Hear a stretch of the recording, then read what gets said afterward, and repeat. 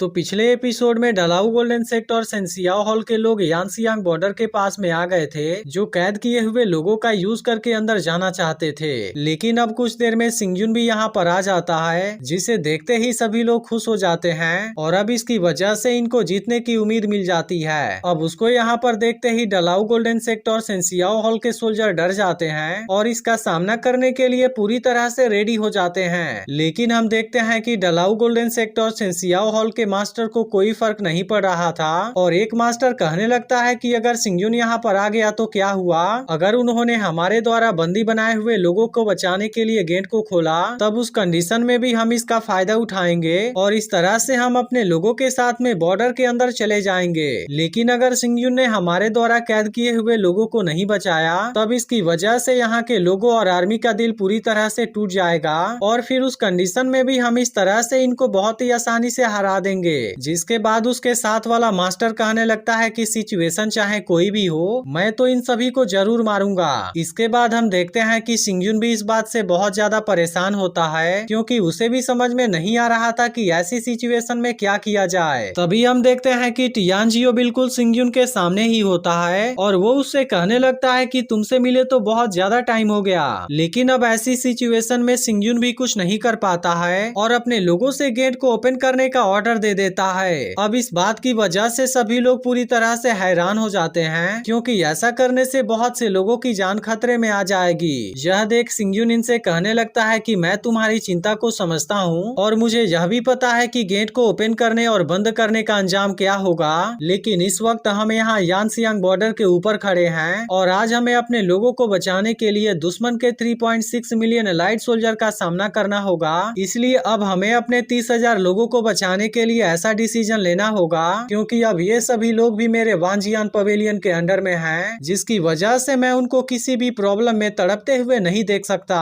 क्योंकि अगर हमारे होते हुए भी हमारे लोगों की जान चली जाए तब उस कंडीशन में हमारे होने का फायदा ही क्या है। अब इसके इस बात को सुनकर बाकी लोग भी इमोशनल हो जाते हैं। जिसके बाद एल्डरमो कहने लगता है कि अगर खुद सिंगजुन ऐसा करना चाहता है तब इसमें हम बाकी लोग कुछ भी नहीं कर सकते। फिर एल्डरमो सुहान और येनमिंग से कहता है कि दरवाजा जैसे ही ओपन होगा तब उस वक्त डलाऊ गोल्डन सेक्टर और सेंसियाओ हॉल के लोग भी अंदर आने की कोशिश करेंगे और किसी भी कंडीशन में दुश्मन के आर्मी को आगे बढ़ने से रोकना होगा, ताकि उसके वजह से हमारे लोगों को अंदर आने में और ज्यादा टाइम मिल सके। और इसके अलावा एल्डरमो वुजिंग से भी अपने आर्मी के साथ तैयार हो जाने के लिए कहता है, ताकि वो दुश्मन के ऊपर एक सरप्राइज अटैक कर सके। लेकिन इस वक्त इनका असली गोल दुश्मन को मारना नहीं, बल्कि ऐसा करके उनके पूरे टीम को डिस्टर्ब करना है। अब एल्डरमो की यह बात सुनकर वुजिंग भी इसके लिए रेडी हो जाता है। इसके बाद एल्डरमो बाकी सभी लोगों को यानसियांग बॉर्डर के ऊपर ही रुकने के लिए कहता है, जो कि एक साथ अपने पावर का यूज करके गेट को ओपन और क्लोज करने में मदद करेंगे।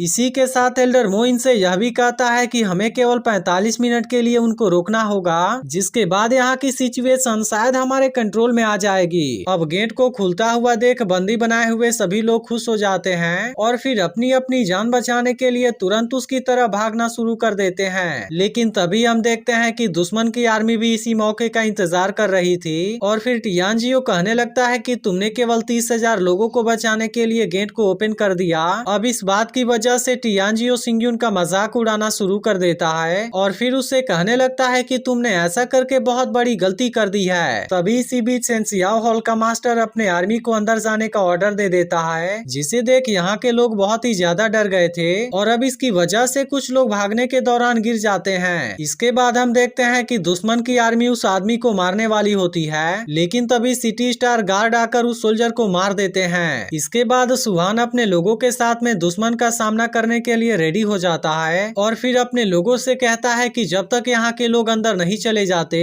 तब तक किसी भी कंडीशन में हमें दुश्मन के सोल्जर को रोक कर रखना होगा, चाहे अब इसके लिए हमें अपनी जान ही क्यों ना देनी पड़े। अब इसके इस बात को सुनकर उसकी आर्मी भी पूरी तरह से मोटिवेट हो जाती है और फिर ये लोग अपनी पूरी स्पीड के साथ दुश्मन के आर्मी पर अटैक करना शुरू कर देते हैं। इसके अलावा वुजिंग भी दुश्मन के आर्मी को रोकने के लिए अपने लोगों के साथ में आ गया था, जिसके पावर को देख बहुत से लोग डर जाते हैं। इसके बाद वुजिंग अपने लोगों के साथ मिलकर दुश्मन के आर्मी पर अटैक करना शुरू कर देता है और इस तरह से वो कैद किए हुए लोगों को बचाने में मदद करने लगता है। तभी इसी बीच हम देखते हैं कि दो लोग यहाँ पर फंस गए होते हैं और दुश्मन के सोल्जर उन दोनों को मारने वाले होते होते हैं। लेकिन तभी इसी वक्त येन मिंग यहाँ पर आ जाता है और इस सोल्जर को मारकर उन दोनों लोगों को बचा लेता है। फिर वो इनसे कहने लगता है कि अगर तुम किसी को मारना ही चाहते हो तब इसके लिए तुम्हें हमारे डेड बॉडी के ऊपर से होकर जाना होगा। और इसके बाद येन मिंग भी एक छोटी सी आर्मी लेकर दुश्मन को रोकने चला जाता है। वहीं दूसरी तरफ हम देखते हैं कि वुजिंग इस वक्त बहुत ही ज्यादा खतरनाक लग रहा था और वो दुश्मन के आर्मी को रोकने के लिए अपने किसी पावर का यूज करना शुरू कर देता है। इधर येन मिंग यहाँ पर फंसे हुए लोगों को यहाँ से तुरंत भागने के लिए कहता है, क्योंकि अब इनके दुश्मन भी खतरनाक तरीके से इनके ऊपर अटैक करने लगे थे,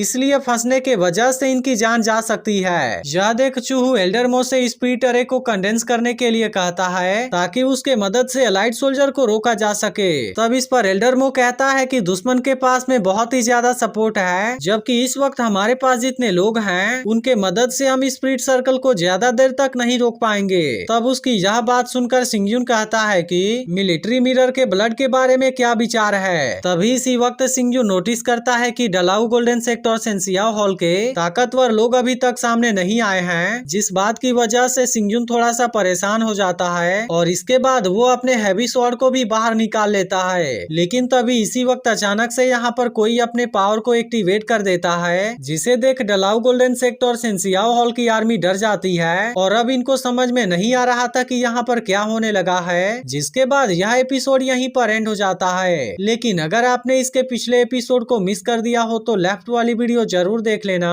और कमेंट करके जरूर बताना कि आज का एक्सप्लेनेशन आपको कैसा लगा।